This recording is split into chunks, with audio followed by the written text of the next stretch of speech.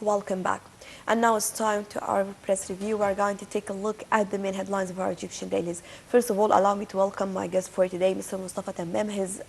He's actually political and economic analyst. First of all, good morning, sir. So this time, let me start by taking a look at Ishiru newspaper to take a look at the banner of the newspaper. On the third and final day of the first National Youth Conference in Sharm el-Sheikh, President Abdel Fattah el-Sisi took part in a session on the causes of violence in stadiums and retaining spectators. President el-Sisi said there is a sect among the Egyptians which intends to hinder the country's development track and to ignite the youth emotions. The president called for the community to find non-traditional solutions to the problems facing the nation, noting that the state is adopting the policy of self-constraint to end any tension.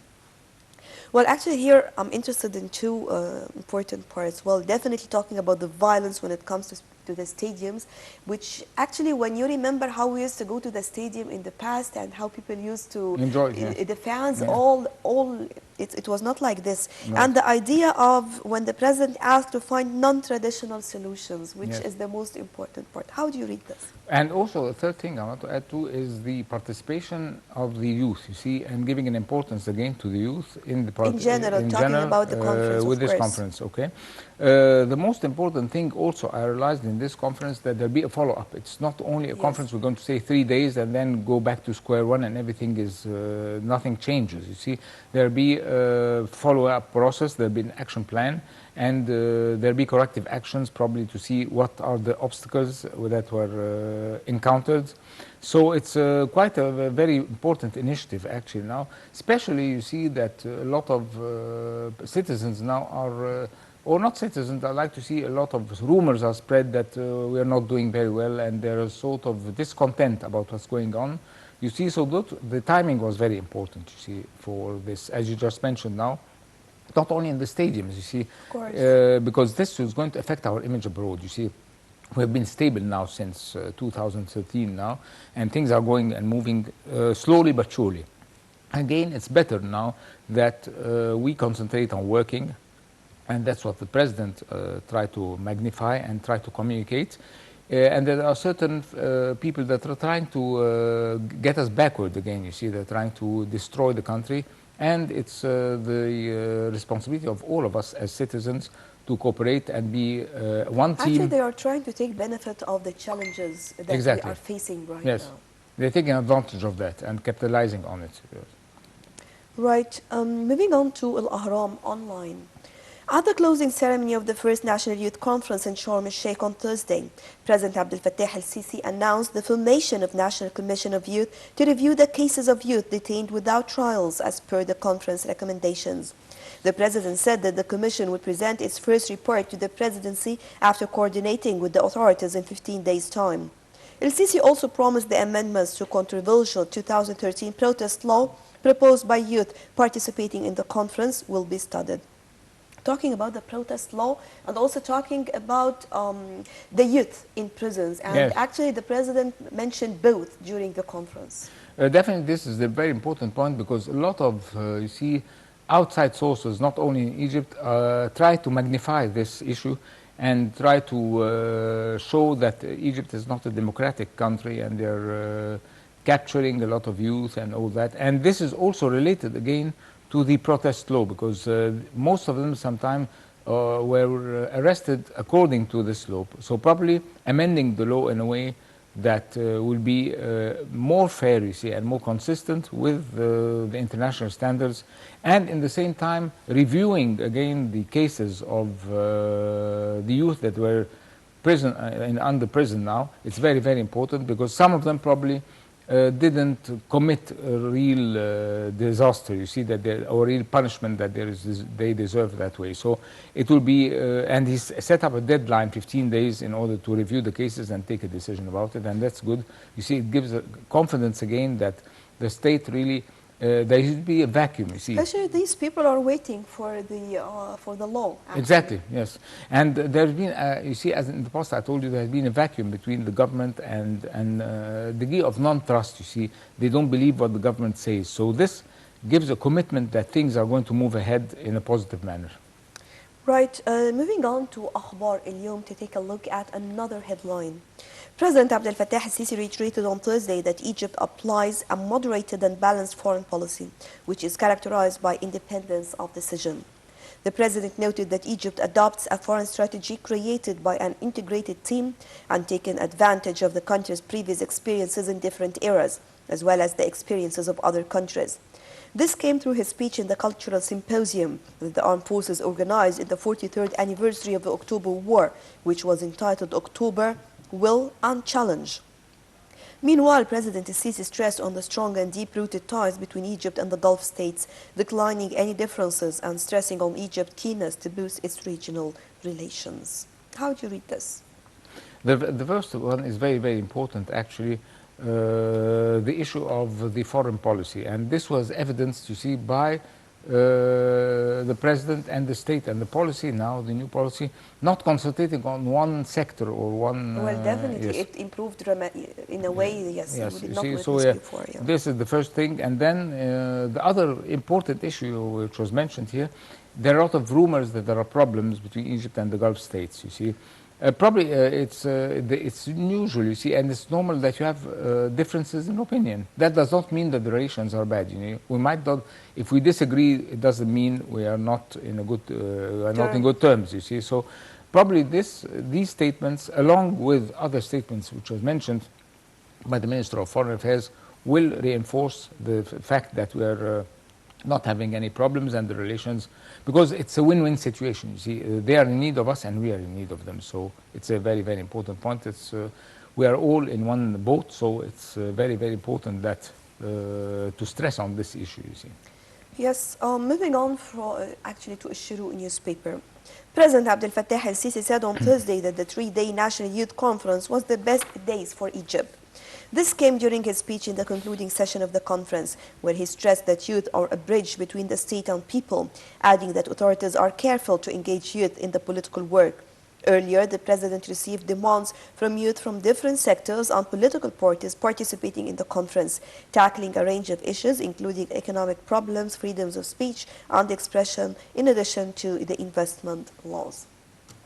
Well, definitely talking about the importance of this conference, and of course you mentioned this in the very beginning, and maybe also the most important part, that the president tackled all aspects of life. Yes. Because we're talking about economy, talking about tourism, media, and especially Right. The president stressed on the role of media these Right, days, yes. in addition to education as well. Education, yes, yes. So actually, this conference was not concentrating on one issue. You see, it concentrated on a lot of issues, and there have been a lot of discussions. And still, we are going to wait for recommendations. And as we just saw in the beginning, that there be a follow-up again to see how the progress Actually, came when on. the president talked about education, what I liked the most is that the president highlighted the important fact that when we talk about education, we're not talking about the curriculum, we're not talking only about the certainly. teachers, we're talking about the behavior, how to teach our children, Exactly. discipline, behavior, Yes. a lot of things that we really lack these days Yes. with the new generation. Cultural dimensions, yes, you're right. So it's not Yes. only the role of the school, it's the role of Definitely. the community, the role And of the the house, parents, the parents, the family yes, in yes. general.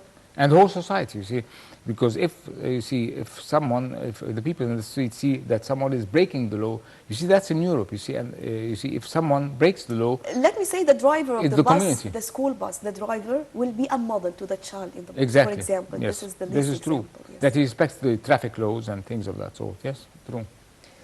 Right, moving on to Al-Ahram newspaper. Foreign Minister Sameh Shukri stressed that there is no crisis with the Saudi Arabia kingdom, but there is constant consultation between both countries, adding that Egypt works on strengthening Arab solidarity through its leading role in maintaining the Arab national security. The minister said that Egypt is deeply concerned about what the Middle East is witnessing, whether in Syria, Libya, or in Yemen, and the external interference in the Arab affairs. Shukri reiterated that interference, actually the Egyptian foreign policy, depends on the cooperation with Arab states to solve all the regional crises. Talking about our relation with other countries, and I remember also the president stressed on the important fact that sometimes private channels, or what was mentioned, was the main cause when it comes to our relation with different Arab Definitely, countries. yes. And of course, talking about the unity of the Arab countries, the Gulf states or Arab countries in general, I remember we talked about this Yes. many times before, and that this is the only way to confront all the challenges, and definitely people will take benefit Yes. if there is anything. True. Another factor I'd like to add too is we need to see a problem to all the instability in the countries, as you mentioned, Libya, Syria, Iraq, and Yemen. The fighting that is going there, you see, the people are dying every day, and the refugee problem, you see, all these are negative signs that affect the whole area. It's not only Egypt, you see. So in addition to what you mentioned, I'd like to add that the role of Egypt probably, and the role of the Arab League actually, should be more strong, you see, in order to put solutions, in order to solve these, because these conflicts that affect the countries which are around us, you see. Again, on the other side, we can see that a lot of people are dying every day, innocent people, you see. And who are benefiting are the superpowers are benefiting because there are interests for Russia and there's an interest for the United States. And they are taking these places as a place to fight and to show that who's stronger than each other, you see, than the other parts, you see. The end result is that the Arabs are suffering all over the region, you see, and it affects the economy, it affects everything, it affects the morale, you see, of these people. A lot of children and old people die every day, so it's something, and for humanitarian reasons also you don't have hospitalization facilities, as you can see in Syria. So the situation is drastic actually, and needs a real strong action in order to go ahead. Right, moving on to Al-Jamhuriyya newspaper. Egypt Thursday brought the 20th air-conditioned subway train into operation on Cairo's oldest metro line. The new edition is the last of 20 of trains that started to come into service in June 2015 of a 2.2 billion Egyptian pounds deal with the Korean firm. Transport Minister Galal Said said during the launch that upgrading other trains and stations of the oldest of Cairo's 3 lines is underway. Public transportation actually is very important, yes. And probably I'd like to add on that really the Minister of Transport is making a lot of effort. You see, they're inaugurating the extension of the 3rd line. They're working on it now, and they signed an agreement with certain financial institution to finance the 4th line. It's going to go to 6th of October, and this is very, very important because it's going to reduce the number of cars. Right. I'm sure that a lot of people are going to use the metro instead of that. And we hope that all these people actually they work together in order to maintain the state of these trains, the developed trains, right. Because definitely this is something of great importance. That's true, well. Yes. Right, back to Al-Ahram online. An Egyptian appeals court on Thursday acquitted a Mubarak-era oil minister of charges of selling underpriced gas to Israel and squandering public funds in a final ruling in the case. Sameh Fahmy was initially convicted in 2012 and sentenced to 15 years in jail. He was acquitted in February 2015 while being retried, but the prosecution appealed the ruling.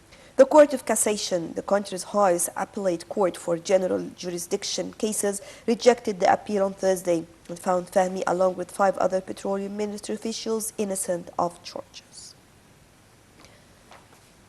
Well, no comment. You see, it's the law, you see, so we cannot have, they know what they're doing, they have the evidences, they have all the, and actually what my only comment is on that, you see, again, that it took a long time, you know. I think we have to revamp our legal system again, as we mentioned in several interviews here, because it takes a long time in order to take a decision like that, you see, so it's Some very people, important. they are in prison for a long time and exactly. At the end they are out. Yes, and this is not certainly a very good image for us abroad, you see. Yeah. From Egypt Independent, Mohammed Badia, the Brotherhood's former supreme guide, lost his appeal against a life prison sentence for involvement in violent protests in Qalyubiyya in July 2013 following the ouster of Mohammed Morsi as well. Let me move on to another headline.